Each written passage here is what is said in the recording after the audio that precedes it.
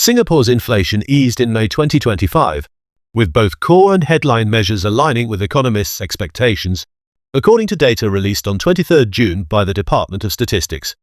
Core inflation, which excludes accommodation and private transport, moderated to 0.6% year-on-year in May, down from April's 0.7%.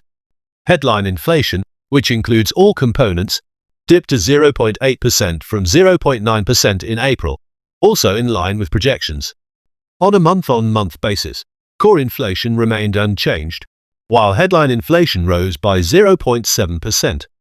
The Monetary Authority of Singapore and the Ministry of Trade and Industry attributed the inflation moderation to slower increases in food and private transport costs.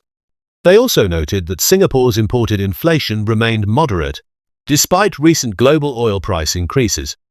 Although the trade conflicts and the increase in global energy prices could be inflationary for some economies, their impact on Singapore's import prices is likely to be offset by the disinflationary drags exerted by weaker global demand, MAS and MTI said in a joint statement.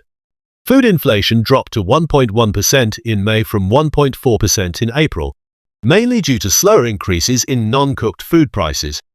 Within the food category, seafood prices declined significantly, with a 3.1% year-on-year fall, and fruits and nuts also saw a 2.9% year-on-year increase, but a sharp 3.8% monthly drop. Electricity and gas inflation also eased, falling 3.7% year-on-year, compared to April's 3.5% decline.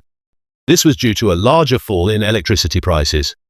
Retail and other goods prices continued to decline, though the fall moderated to 1.0% in May from 1.2% previously.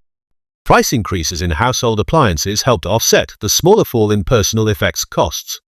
Private transport inflation grew at a slower pace of 1.1%, compared to April's 1.3%, as car prices rose more modestly. Services and accommodation inflation remained unchanged at 1.1% each. The health sector experienced a 2.7% year-on-year increase, driven largely by a sharp 13.8% rise in health insurance costs.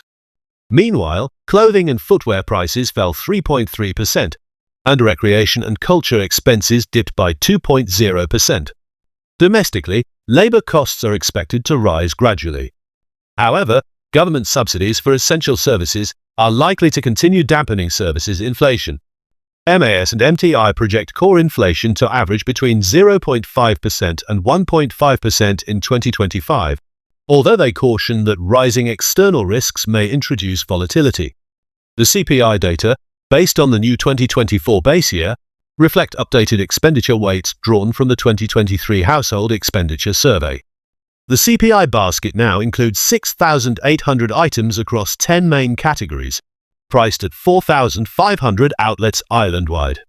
The government publishes 3 inflation measures: headline CPI, CPI excluding accommodation, and MAS core inflation, which also excludes private transport. Imputed rental costs, forming a large part of accommodation expenses, do not directly affect most households' cash outflows and are thus excluded from core measures.